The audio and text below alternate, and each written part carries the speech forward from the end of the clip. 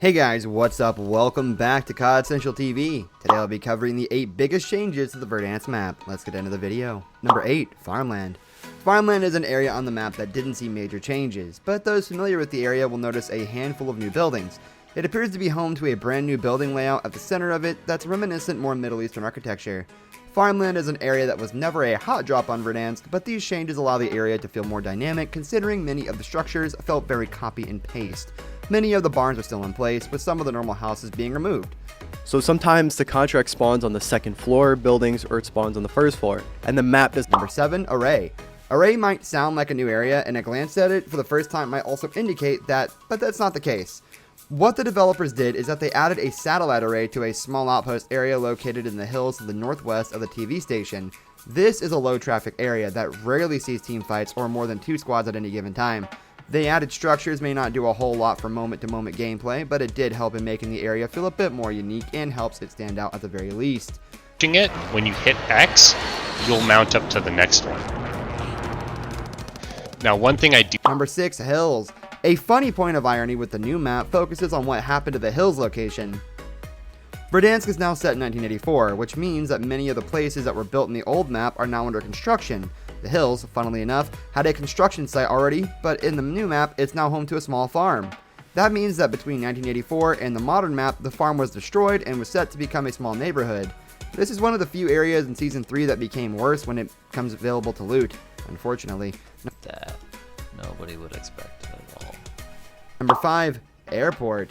The old Verdansk map featured an airport that was in shambles, as most of the building and the planes outside were damaged beyond repair. This lets players navigate certain sections in a way that wouldn't make sense in a normal airport. With the map going back in time, it now sees the airport in an undamaged state that showcases what it once looked like when it was in its best shape. They also added a new airplane to the runway that sits at the back of the airport, providing an alternate source of cover. Number 4, Factory.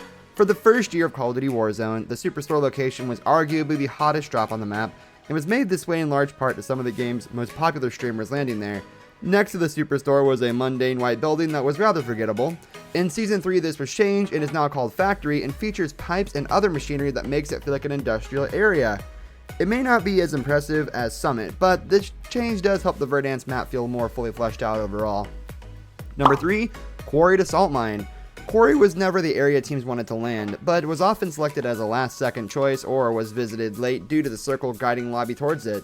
Whenever the map got smaller in Quarry, it often resulted in teams dying to the gas due to its weird level structure. With it now being the salt mines, there are several shallow bodies of red liquid which make it feel more dynamic.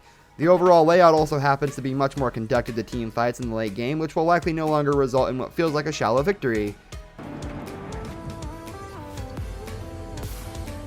Number 2, Stadium. With Verdansk going back in time to 1984, it makes sense that the stadium would devolve from this massive modern structure to a massive construction area. These were the early days of it being built, and the changes have been interesting. The area is much less interesting or loot rich and has turned in once a busy point of interest on the map to an area most people avoid. This may feel like a bummer for players who enjoyed the stadium, but it's important for the game to feel fresh, and by forcing players to find new drop locations, it can do that. Guide off, I'm going to show you where all 3 of these secret rooms are and what keycard relates to what room it opened. Number 1, Dam to Summit. The biggest and most notable change to Verdansk in Season 3 of Call of Duty Black Ops Cold War has to be what happened to the dam. The once monolithic structure that overlooked the rest of the map is still impressive, but now it's a bridge standing in front of a much more interesting area. More buildings were added to each side of the bridge, making it feel much more lucrative for teams looking to land there.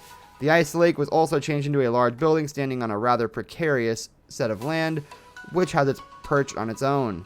Area that's again fairly difficult to access, and it leads straight. This brings us to the end of our video. I hope you enjoyed it. Hit like if you did, and don't forget to subscribe to our channel so you don't miss out on any of our videos in the future. Also, watch the 2 videos that are on your screen because I'm sure you'll love them. With that, I'll see you in the next video. So long.